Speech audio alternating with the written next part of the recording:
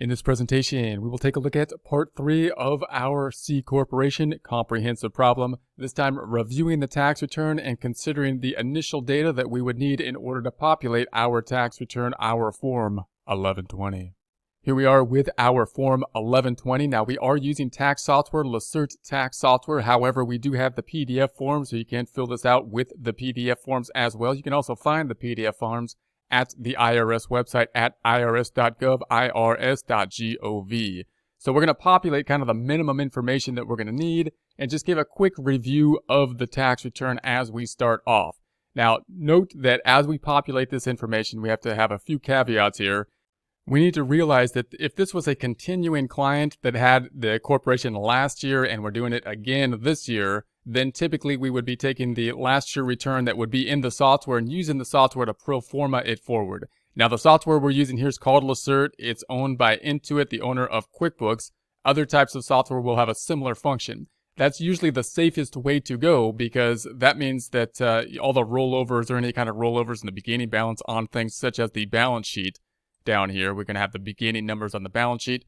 Those will roll forward for us, and they need to match the last year's tax return. Now, if we didn't do the tax return for the corporation in the prior year, but a tax return had been done by someone, now we're taking it over, then we're going to want to get the prior year tax return and typically take that tax return. If we're working in 2019, as we are in this example, we would want to enter that into our software in 2018 and then pro forma it forward. Why?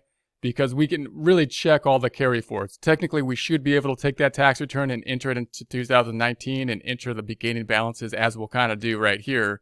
But it's really a lot safer to take that tax return and enter it into the prior year, because then you can check the actual tax return that you generate in your software, tie it out to the tax return that we have possibly in a piece of paper or PDF type of format, and match that out. And once we're confident that it matches out, then we can be more confident that the roll forward will work out, the beginning balances will work out, and everything will be good going forward.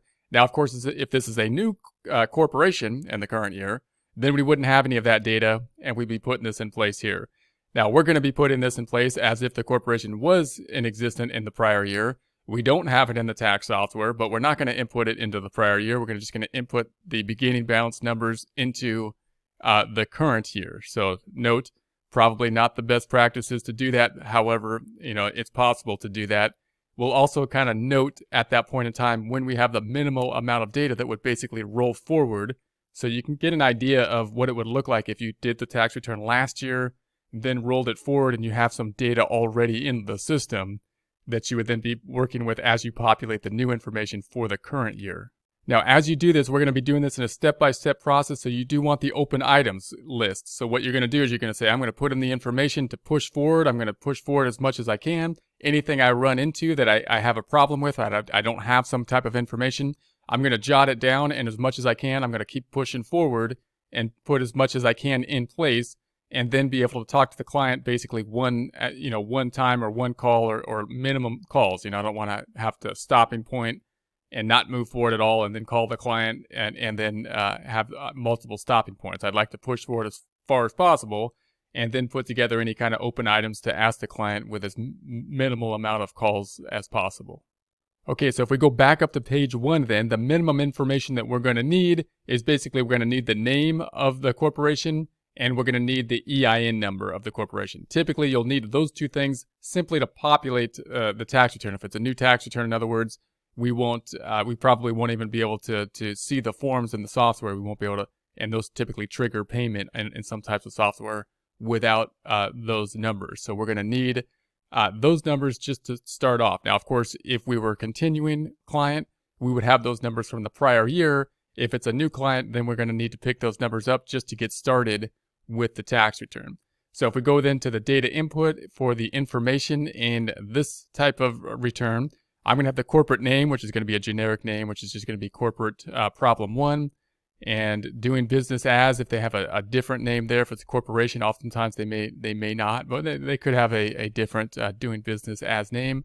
Then we're going to have the address, so we'll pick up the address. Now this is going to be a made up address here, so I'm going to say 339. It's going to be a house for sale in Beverly Hills. So if you're interested in the houses in Beverly Hills, if you're looking to pick one up, Palm Drive and this is going to be Beverly Hills, California 90210.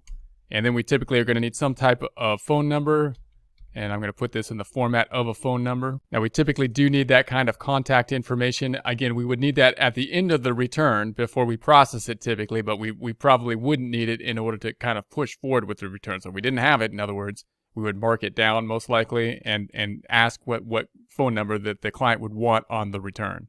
Now, some more of the minimum information, we're going to have the date incorporated, the where incorporated, the date the business began, and then we need the business code, and this is going to be important, so you want to pick up the appropriate business code. We're going to be using for the practice problem the sporting goods, hobby, book, and music. We're going to pick up the sporting goods store 451110.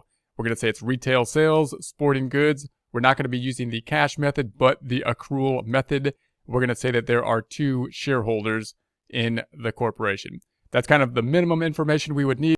In other words, we can start pushing forward with this information and put in the financial statements with this minimum information. However, some things that we note we're going to need are going to be the officers. If we don't have the officers' information, names, and contact for the officers, as well as the payments, the pay for the officers. So those are 2 things that we could put in our open items list. So we can say, okay, I'm going to ask the client at some point in time. I'm going to push forward right now. I'm going to keep on entering the data, but I'm going to ask at some point in time about these officers. So I'm just going to say we need the officer information and the officer wages. So I'm just going to jot those down and then keep pushing forward. Now, if we take a look at the actual return at this point, I'm going to go back up to the returns and we'll see what has populated. Now we have the name, we have the address, we have the employer identification number, we've got the date incorporated. Again, most of this stuff would be from the prior year tax return if we had the prior year tax return, and we would obviously be able to get this information from it.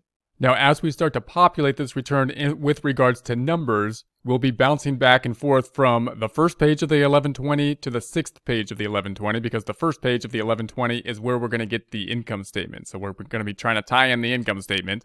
We'll spend a lot of time here. And then we'll be jumping up to the 6th page, and that's where the balance sheet is going to be. So then we'll be looking at the balance sheets is the other part of kind of like a financial statements.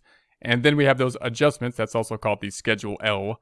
So if someone says the Schedule L, basically balance sheet for the 1120. Then if we scroll down, then we're going to have these M1 adjustments, which is kind of the most complex part of the return typically. So we'll spend a lot of time one by one on those M1 adjustments. And then we have the Schedule M2, which is going to be the reconciliation of the retained earnings. Now, if we go to page 2 then of the form, if I scroll down to page 2, we've got Schedule C, dividends, inclusions, and special deductions. We will spend a little time here, so we'll see that as we go forward. If we go to page 3, we got Schedule J, tax computation and payment. So note, remember that this is not a flow-through entity. The C corporation will pay taxes, so we're going to have the calculation for the taxes, and they're going to have to be making withholdings similar as to what would be done for a 1040 or a individual return. They're going to have to be making payments throughout the year. They then will be comparing the payments they made to the actual tax at year end, and we'll be doing that tax calculation. Then we got page 4, which is going to be Schedule K, other information. So we'll review this other information. We'll come back to this point later on the return next time, or pushing forward from here. We're going to be concentrating on entering the numbers of the form.